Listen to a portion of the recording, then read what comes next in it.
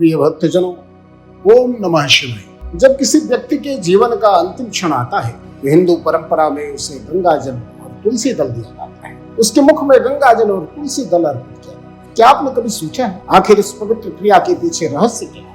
दरअसल गंगा केवल नदी नहीं, मोक्ष की धारा है। कहा जाता है गंगे तो दर्शनार्थ मुक्ति। शास्त्रों में कहा गया है गंगे च यमुने चैव गोदावरी सरस्वती नर्मदे सिंधु कावेरी जलस्मिन् सन्निधिं।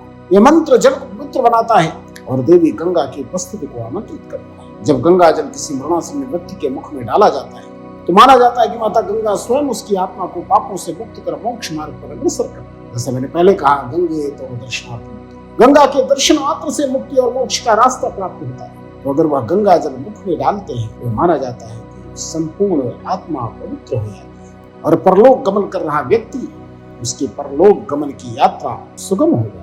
गंगा जल के साथ तुलसी पत्ता देना भी उतना ही महत्वपूर्ण है। तुलसी केवल एक पौधा नहीं बल्कि भगवान विष्णु की प्रिय देवी तुलसी का स्वरूप है। गरुड़ पुराण में कहा गया है अंत काले तुये नित्यम तुलसी पत्रम भजे नरः यमदूतैर्न गृहीतो विष्णु लोके स्महीयति। अर्थात जो व्यक्ति मृत्यु के समय तुलसी का पत्ता या तुलसी जल ग्रहण करता है उसे यमदूत छू भी नहीं पाते और वह सीधा विष्णु धाम को प्राप्त करता है। गंगा जल शरीर और आत्मा को पवित्र करता है और तुलसी हृदय और चेतना को भक्ति से जोड़ती है। जब दोनों साथ मिलते हैं तो यह दिव्य संयोजन बन जाता है जो आत्मा को कर्म बंधन से मुक्त कर ईश्वर की शरण में पहुंचाता है। मरणासन्न व्यक्ति को गंगा जल और तुलसी देना सिर्फ एक धार्मिक कर्म नहीं है बल्कि यह प्रेम और विदाई की पवित्र भाषा है। परिवारजन कहते हैं जा माता गंगा और देवी तुलसी तेरे साथ। गंगा जल मोक्ष का मार्ग है, तुलसी भक्ति का सेतु है। दोनों मिलकर आत्मा को शांति, पवित्रता और ईश्वर के धाम तक पहुंचाते हैं। इसीलिए कहा गया है अंत काले गंगा तुलसी स्मरणम मोक्ष साधन।